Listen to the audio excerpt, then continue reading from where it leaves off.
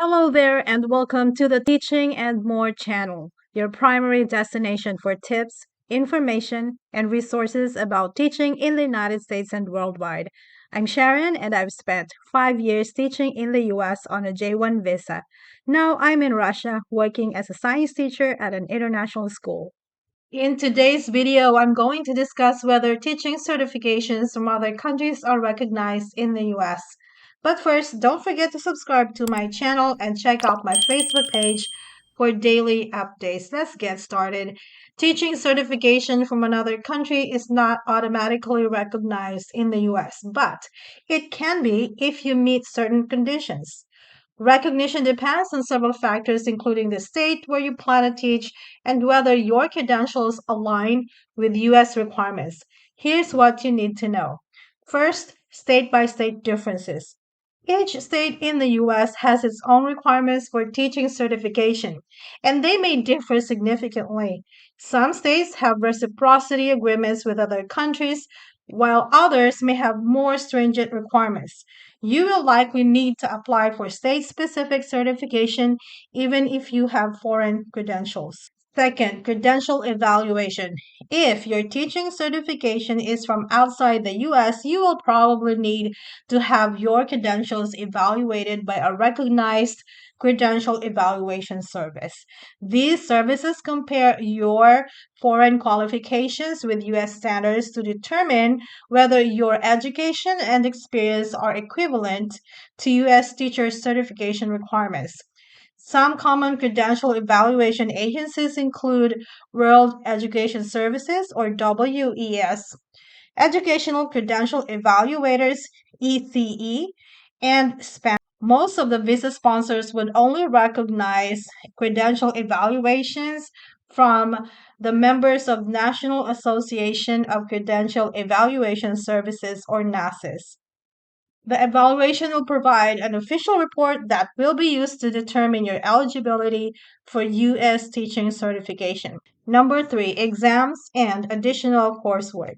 Even if your foreign certification is considered equivalent, many states require teachers to pass United States exams before they can be licensed. Some of the common exams include praxis exams, which are general knowledge and subject specific exams, and state-specific exams. Additionally, you might need to complete some coursework or professional development programs to meet U.S. standards. Number four, alternative routes to certification. For foreign trained teachers, many states offer alternative certification programs.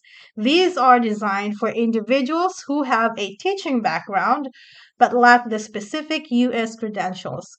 Some alternative routes may allow you to work while completing certification requirements, often with support and mentorship from the school district. Number five, which will apply to most of us if you're coming to the US as a foreign teacher on a visa, example J1 or H1B, your visa requirements may affect your ability to work without full certification.